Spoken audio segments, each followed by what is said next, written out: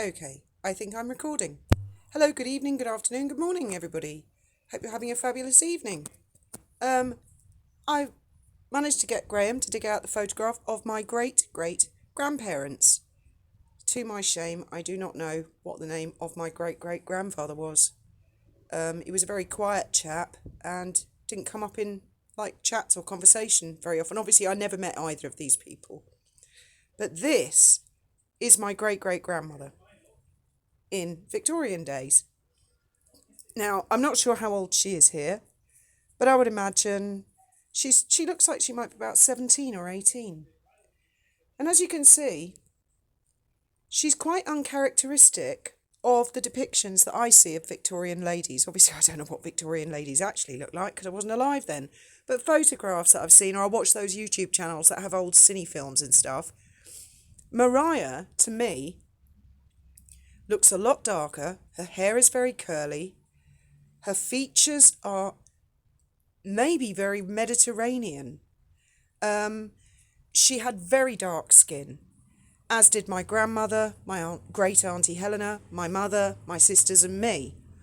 In fact, the nickname in the family, and I think it was quite derogatory because these people were from Gainsborough up north, they used to call my mother Gypsy. Oh, don't want that to fade. And they called my grandmother Gypsy, and I think Mariah's nickname was Gypsy because they said we looked like gypsies, like Romanis. And I think that's a spectacular photograph. Look at that waistline. Woohoo, Graham loves that. He loves that picture.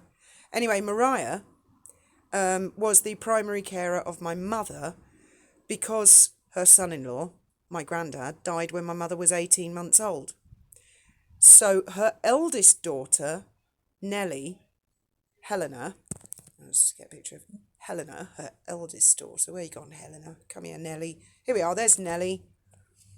Nellie went off to the First World War, to the trenches in France, and she was in a field hospital.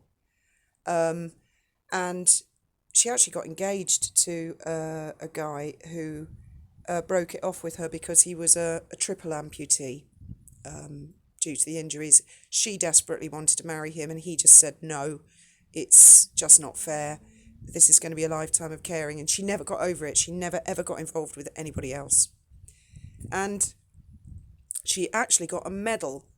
We've got a photograph of the paper version, but the actual medal was stolen. This is First World War, right? She got the medal.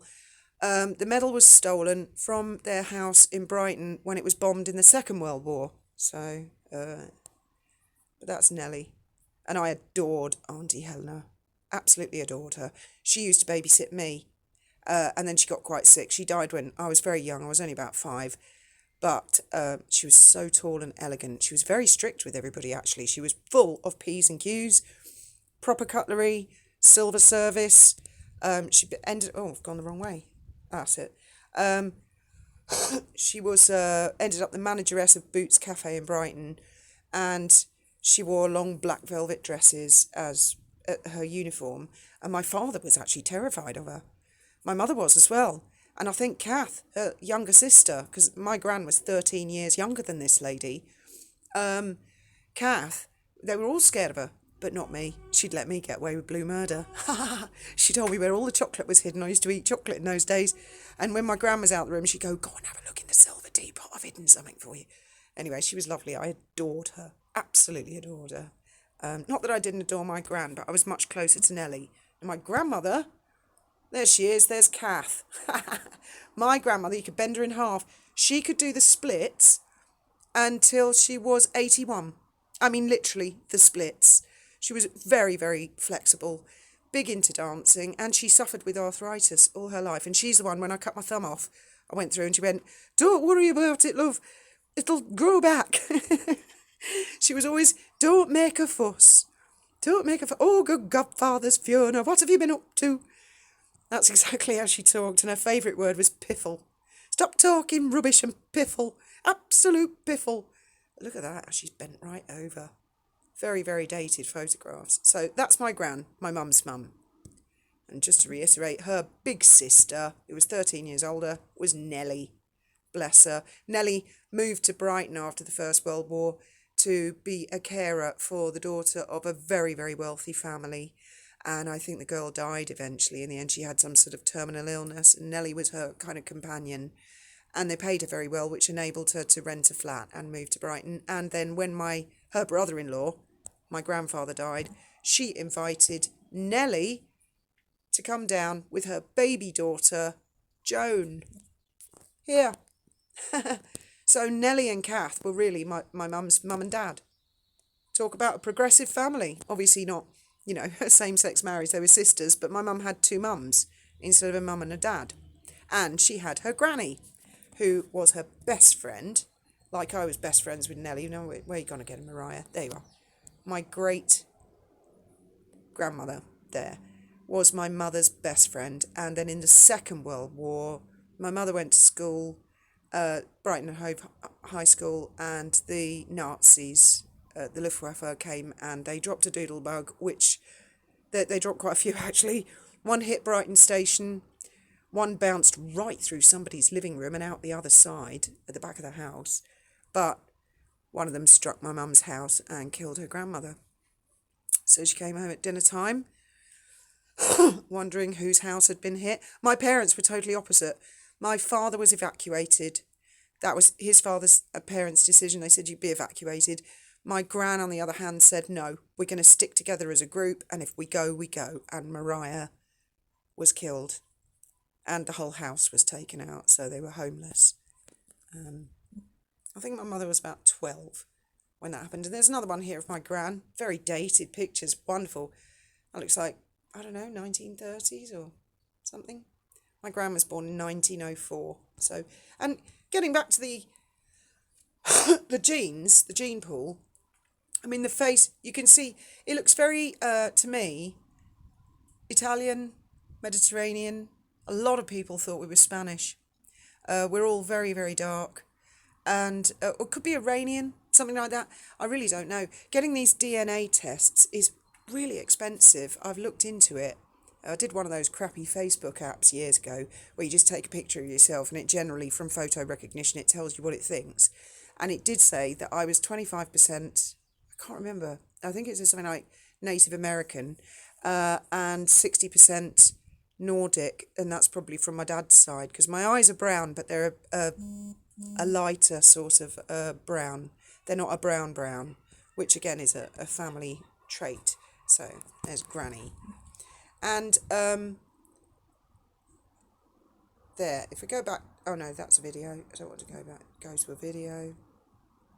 So if we go back to that, you can see, you can't see my facial features, but you all guys know what I look like. So you can see we're dark, and that's watered down. That's watered down from great-grandmother, okay? As I say, we're all a mix of everything, all of us. Good grief, I bet we could all trace ourselves back to Adam and Eve if we wanted to. And just for posterity, don't know if any of you guys remember me saying that my mother was like the Queen, and she had to present something to an old lady who was 100 years old, who'd received a telegram from the Queen, and the old lady had completely misunderstood and thought my mother was the Queen.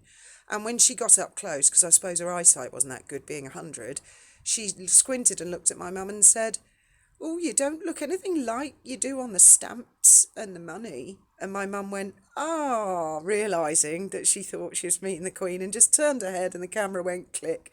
And the guy from the Argus thought it was hilarious. And here's my mother's devastatingly handsome chauffeur, Robert. He became the mayor of New Haven. Oh, he was such a good-looking chap. Anyway, so there you go, family history. And this here is a photograph taken of me about a week after I'd been on the run. And I had occasionally been on sunbeds in Brighton, but not to the extent that it was detrimental. It was just giving a bit of colour. And so you can see there, Holland is not a hot country. I'm really quite dark, and there's no filters on that. Wow, I was young there, wasn't I? Good God. It's like a time machine. It's chronic, isn't it? And so thin as well. Right, so there you go. Let's have another look at my mum. Oh, my mother. My mother was such a princess. She really was. Like Vivian Leigh, honestly. So there you go. What do you think? Where do you think? I mean, there's got to be something in the blood somewhere along the line. Don't know if I mentioned that the nickname for Mariah, my gran and Nellie, and my mother, was Gypsy. Loads of people used to say, you guys are like gypsies, you're so dark. Because in those days, I suppose it wasn't that common. I don't know. I wasn't alive then. So tell me what you guys think below in the comments. Now I've got to figure out how to stop recording. There. Oh, no.